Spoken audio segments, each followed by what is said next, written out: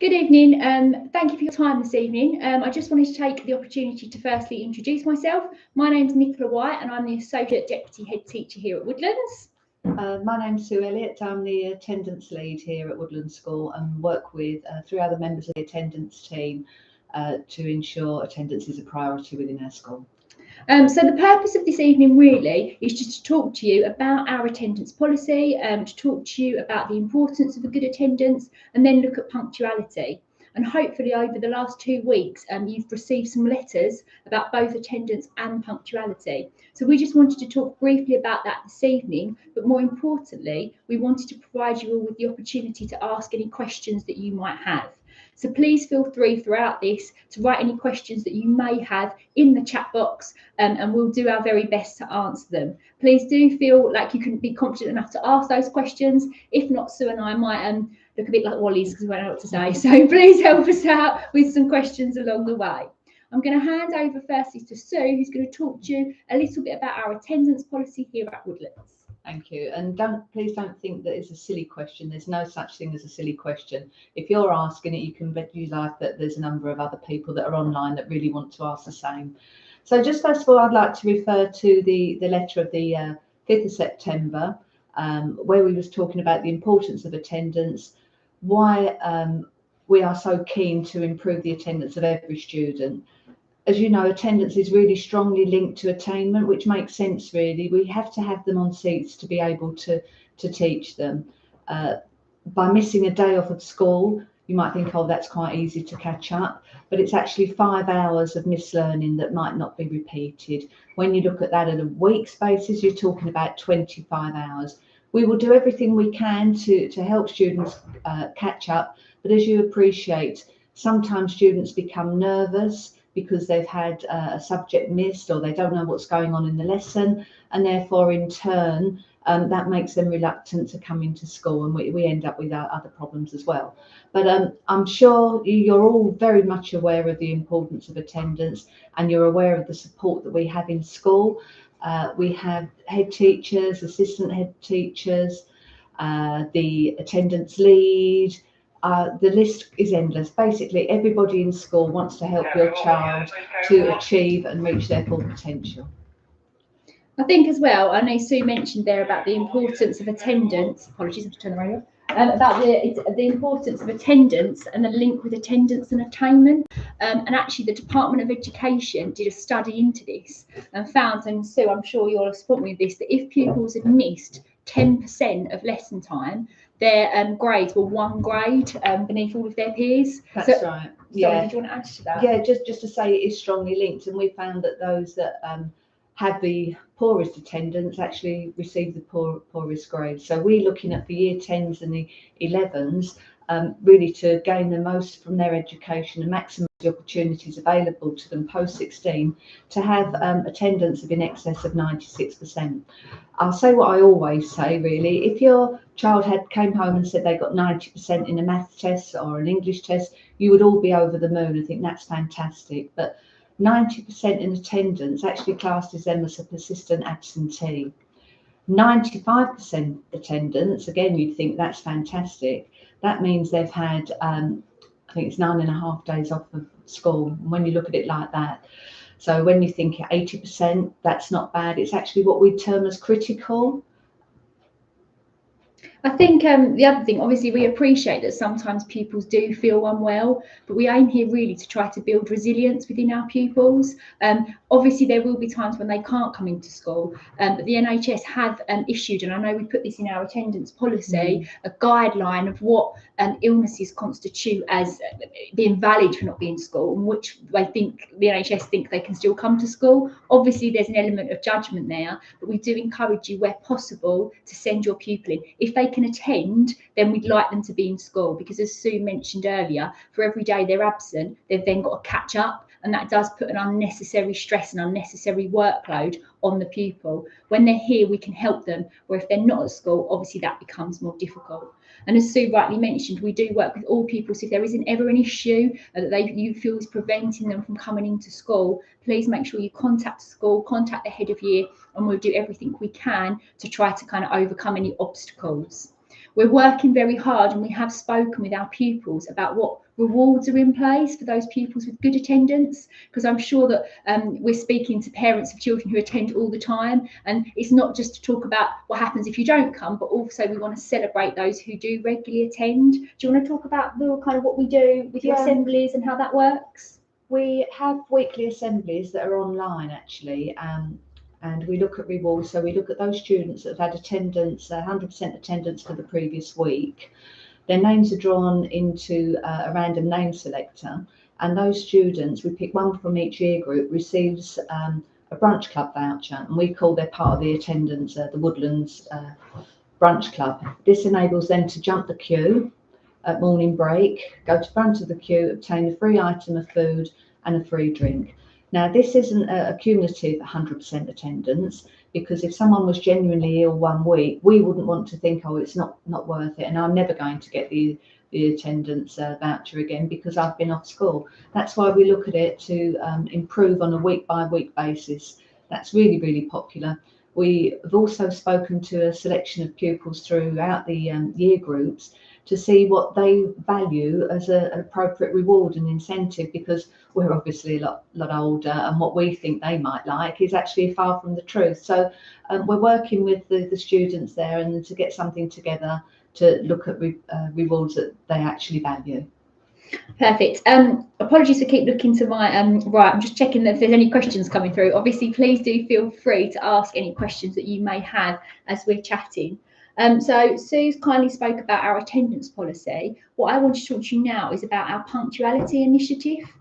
Because as you will appreciate, punctuality is a really, really important life skill, and we want to ensure that all of our pupils leave us with these important life skills. And actually last academic year, we had a huge push on punctuality to school. And I know parents of pupils with us already will remember that they got a letter out about what was going to happen to pupils when they were late for school, because it isn't something that we tolerate. Of course, on the odd occasion, if the bus is late or if there is an emergency, that's completely understandable. But we don't feel it's appropriate for pupils to be late for every day for school, or, as we're focusing on this year, late to lesson. So again, if we're talking about why that's important, yes, it is an important life skill, but you will appreciate that when pupils arrive late for lesson, it can disrupt the flow of the lesson. It can cause the teacher to have to stop the learning that they're delivering to the rest of the class.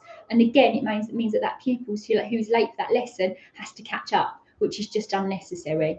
So we are, and you should have had a letter dated the 12th of September, we are having an initiative this year to kind of tackle that punctuality. And all pupils have been informed of this. What we're going to do, we should have circulated, we should have received details of when our lesson times run. And it runs, period 1 runs from 9 to 10, period 2 is 10 to 11. We have break time, period 3 is 11 to 20, 11:20 to 12:20, period 4, 12:20 to 1:20, and then period 5 is 2 to 3. And what we're asking is if pupils are late for lesson, minutes will be recorded as to how many minutes late they are.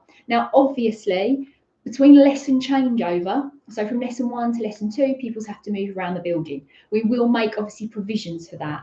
But after a certain point, those minutes will be recorded. And the way that works, the following day, the parents, will be emailed that night to say that they've accumulated minutes throughout the day, and then they will have a sanction the following day, the amount of minutes that they owe back. I'm just going to because I know there's a few questions here already. What happens if a child is kept back by a previous teacher? Will they still be penalised? What we're asking in that instance to happen is the teacher will hold the pupil just to make a note and the time that they left them, and then obviously the class that they arrived to, the teacher will use their professional judgment. If they're, I don't know, between 4 or 5 minutes later, that's fine. But if it's 10, 15 minutes, we are lucky enough to all be in one building at the moment, so it shouldn't take them longer than that. But yeah, as I said, they should have a note. The teacher will give them a note saying what time they left then, and then that will be given to the teacher of the next lesson. I hope that clarifies that. So the minutes will be accumulated throughout the day. The parent will receive an email that night, and then they'll be asked to kind of make up that time, so to speak, the following day. Hopefully, and we have gone out to all pupils with how this is going to work, and the sanctions are going to begin next Monday. So pupils already this week have had minutes recorded, so we can look at what we're working with, and they've been told that come next week they would be in a sanction for that. But as I said, as of Monday, that's when it begins. I'm just going to have a look. My son labour lesson because other teachers stopped here. Did anyone? I'm not quite sure what's happened there. Late for lesson, because as I said, if another teacher has stopped them, they should have a note. Obviously, if it's from lesson to lesson, there is already a time period, like a buffer that we build in. So for period 2 and for period 4, period 2 starts at 10 o'clock. We don't start counting the minutes from 10 o'clock. We do leave a 5-minute period that allows them for transition time to get there. But obviously, in that instance, if that happens and they haven't got a note, all they need to do is tell their teacher, and the teacher will email the teacher who that child's been with, and we can confirm that. Obviously, there is an element of professional judgment that can be used in this instance. We do, however, so I said that we give a 5-minute buffer for period 2 and for period 4. However, for period 3 and for period 5, obviously we have break time and then it's period 3, and we have lunchtime and then it's period 5. And the whistle goes 5 minutes before, so pupils are given plenty of time to get to the lesson for the beginning of the lesson. So we do expect for period 3 for pupils to be there at 11:20, and for period 5 for pupils to be there at 2 o'clock. Again, as I said, we have tried to take into consideration that sometimes it takes a little bit of movement, but we feel that for those periods, there isn't really an excuse because they've just had break or they've just had lunch. They would have had ample time to have gone to the toilet, and then that whistle goes, so they've got that warning that they need to head to lessons. As I said, keep writing any questions that you may have. We have, as I just mentioned, been collecting minutes across this week just to see what that looks like, and that information is shared with pupils on a daily basis. Not only if a pupil's late for lesson will the teacher say, I'm going to put 3 minutes on, 4 minutes on, whatever it is, so they should know this, but it is communicated by the tutor, the parent will know, and the list will be displayed. So there is no way that pupils could say, well, they didn't know, because they certainly will. They certainly should be told. The exception to this is year 11. So year 11 punctuality will be measured. However, year 11 have quite a comprehensive programme of period 6. And obviously we don't want this to impact on their period 6 provision. So for year 11, they still have that, they will still sit the sanction or have the consequence, but it will be held at lunchtime the following day. They'll be given adequate time to go and get lunch, but as I'm sure you'll agree, it's important that they know the consequences of being late, as they would in the workplace. Is there anything you else want to add to the punctuality, so? I think you've covered everything, Mrs. White, but really just to add, we are preparing them for the big wide world. There are companies in the Basildon area where if they're minutes late for work, then they get docked a whole hour's work. So we're trying to build their resilience. We do understand that occasionally there are going to be instances, traffic jams, bus delays, car accidents, etc. And we're happy to work with parents when they call up, but we're looking at the ones that are habitually late, and that's not just to lessons. We're talking about those in the morning, etc. Those that come late to school. We've had a push on that. I'm sure you're aware. The bell goes at 22:09, and at that time, that's when they should be in their classroom, ready for their form tutor to come and take register at 1:45. So what we've did last year is had a push on them coming to school on time, standing at the gate, emails home when they've arrived in school, those 5 minutes before the register's called.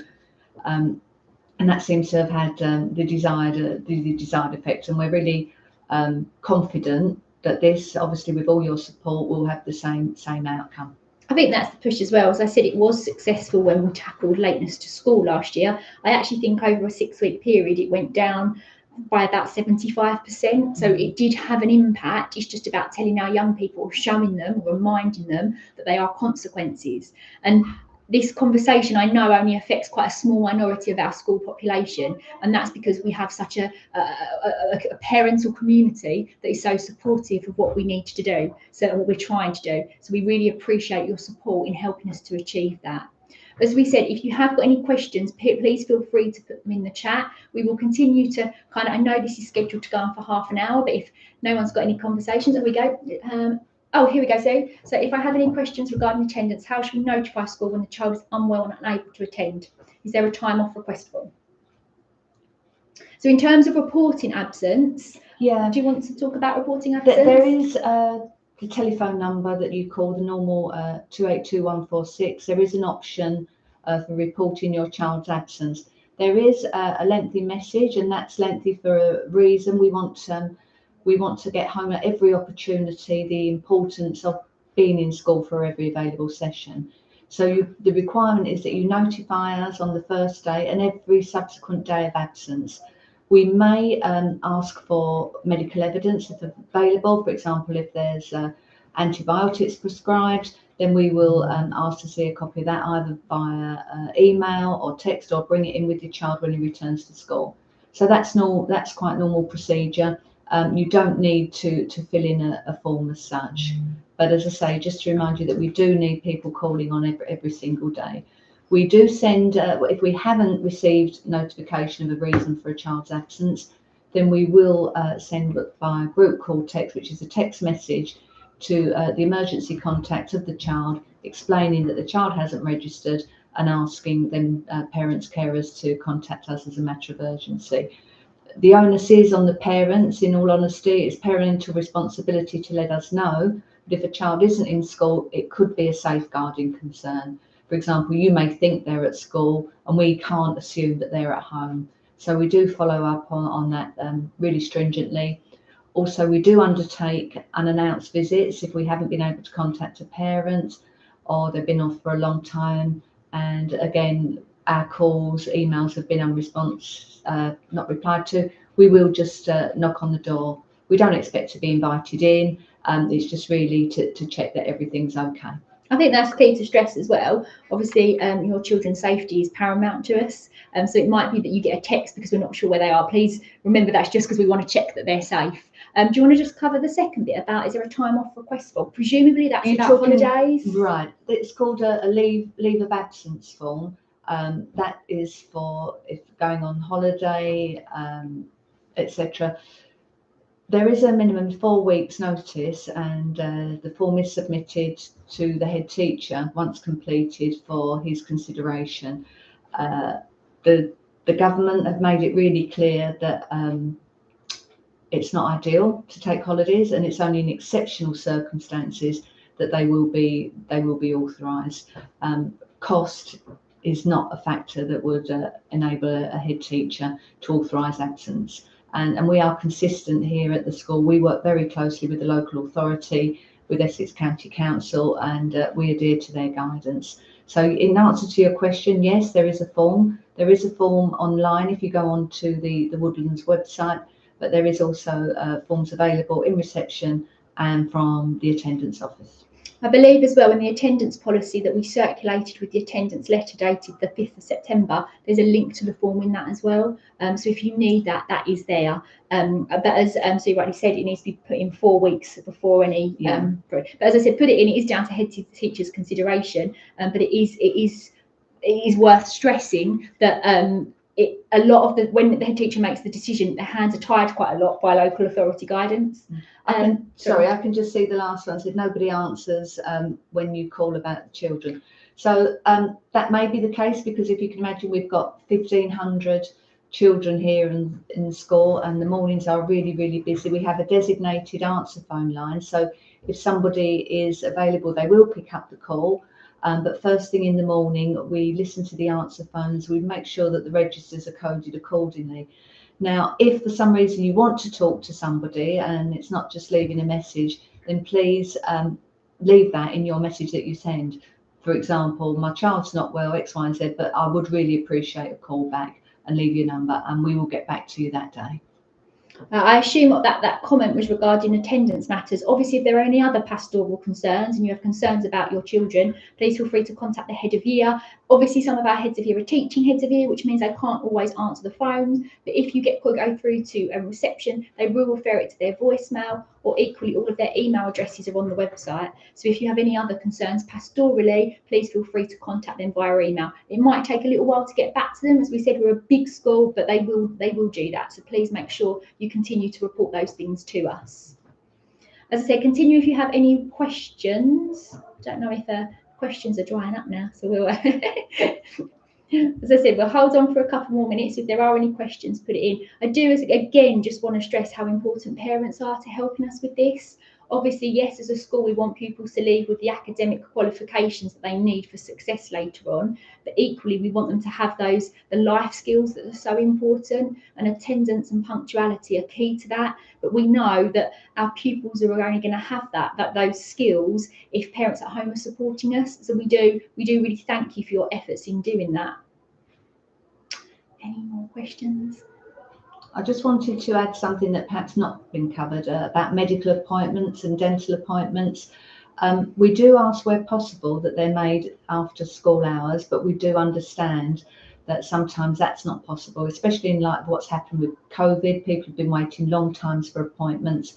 But please, if you have any medical appointments, dentists that can't be made outside of school hours, then if you can provide a copy of the card, the letter, etc., to the school, and we'll ensure that's authorised for you. Just looking, I don't think there's any more messages or any more questions coming through. As we said, with regard to our punctuality initiative, that's kind of going live as of Monday. So if you do have any queries, please feel free to contact us. And I know Sue and the attendance team, and certainly I, are always willing to take any queries that you may have. As I said, we work in partnership with you. We both want your child to do the best they can do here. So we do like to work together to ensure that happens. And we're willing to support or try to help you overcome any issues that you may have, whether that be to do with attendance or whether it be to do with barriers with punctuality. But we are here to support you and your child. So please do continue to contact us, and we want to make sure that we work together to achieve that. I think we're probably going to end this in a moment because we're not getting any more questions, which is absolutely fine. I will share my email address. My email address is nwh@woodlandsschool.essex.sch.uk. I will ask for that to go in the chat if anyone needs it. And mine is SEL at Woodland School, exactly the same as Mrs. White, but the initials are SEL. So if you do have any queries on the back of that, please feel free to contact us by email, and we'll try to help you, or we'll give you a call to talk you through any questions that you may have. All that's left to say is thank you for your time this evening. Hopefully that may have clarified some things for you. And as I said, we really appreciate parental support. So thank you very much. Thank you, most definitely. I can only echo that. And then if anything else crosses your mind after this link has ended, please feel free to call tomorrow or one day next week. Thank you very much. Thank you. Bye-bye. Good evening.